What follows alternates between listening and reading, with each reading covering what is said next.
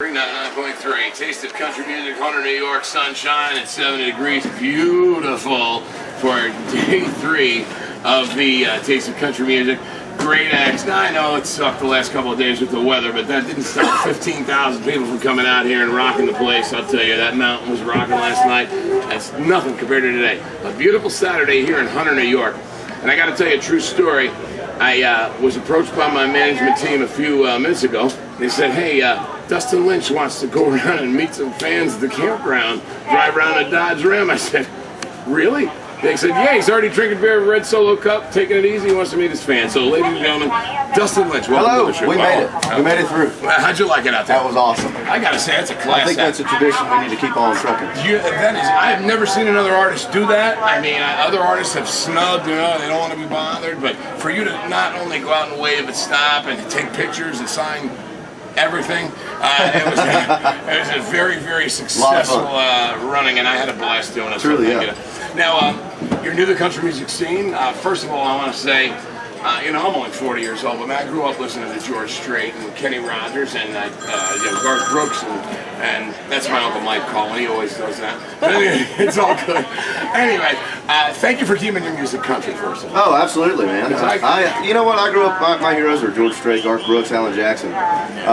All that early mid-90s stuff is, you know, what I grew up on, and it's still what I listen to a lot. So that definitely comes through in my songwriting and the way I sing too. And when you see a song like that come through and get on the charts and get played, that just gives us so much hope, because there's millions of people who want to hear country music. Not pop country music, okay? I mean real country music.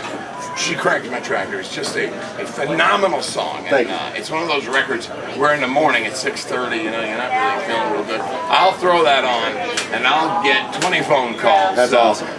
All guys saying, don't forget, I got the rifle, she's got the rifle. That's right, no doubt. No, you know what, that song, we wrote that song as a fun song to get people dancing and smiling and laughing too, and it's done great for us. You've done absolutely. No, let's not forget Cowboys and Angels. I mean, that song has been dedicated from husbands to wives for a long time. Tell me a little bit about that. Yeah, Cowboys and Angels is actually a song I wrote about my grandparents. They're high school sweethearts. Been married 58 years, 2 months. 58 years and 2 months. Yeah, so that song's about them. I wrote it about their love story, man, and it's been amazing kind of seeing the stories we've got over the past year. And actually, yesterday we had a couple on the front row. A guy proposed to his girlfriend right there on the front row when we were singing Cowboys and Angels. So it was cool. We've got a lot of cool moments in that. Stuff like that. Yeah, I mean, it's awesome. like scenes out of a movie, even better, and it's all unscripted, and you seem like you know what you're doing. To go out and get in a Dodge Ram, roll the windows down, and go meet all the fans, the thousands that are camping here. I mean, they half of them didn't believe it was you until you stopped, you know, because they're just not used to people doing that. So thank you for that. And I want to say you're from Tullahoma, Tennessee. Tullahoma, yeah, the Whiskey Hills of Tennessee. I'll tell you what, I worked in Huntsville, Alabama. I got fired from every country station in Fort Myers back in the 90s, and that was the only place that would hire me. Nice. We'd go to Tullahoma because that was the only place you could drink, because Alabama's got a lot of tri-counties. Right, yeah. What was it like for growing up down there? Man, it's a great town. There's 3 lakes. You know, I love to hunt and fish. That's what I love to do when I've got some time off. And you know, you're only an hour and a half from Nashville. So right. The Opry's like in the backyard, man, and I never got to go growing up, but I'd always watch it on TV and listen to it on the radio. So it's always been a dream of mine to sing country music, and my goodness, I'm living one right now. What a fantastic story. How old are you?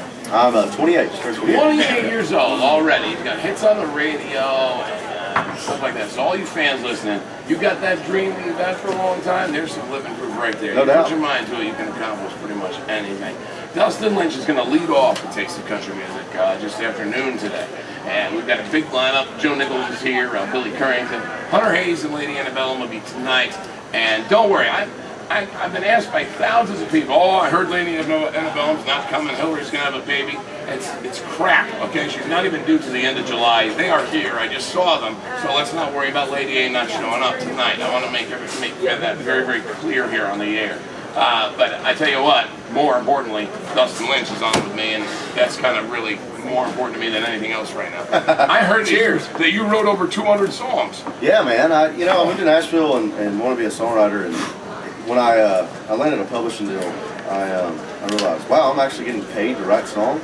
This is crazy. So I would write, song or two a day. Yeah. It's easy to rack up 200 when you do that. Yeah, and I'll tell you what, and just like what you said, that getting paid for something you do is like on vacation the rest of your life. Right, yeah. And that's wonderful. And just a class act. One of the best country performers that I've gotten the chance to work with and have out here with me because of what you just did out there in that Dodge Ram. I mean, you just, nobody does that.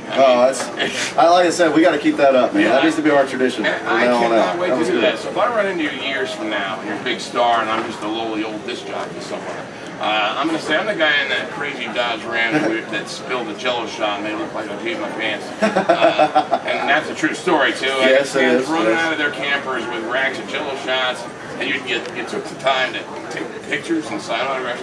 And the fact that you took the time to meet the little kid, she was shy. I forget her name, but that little Tambry.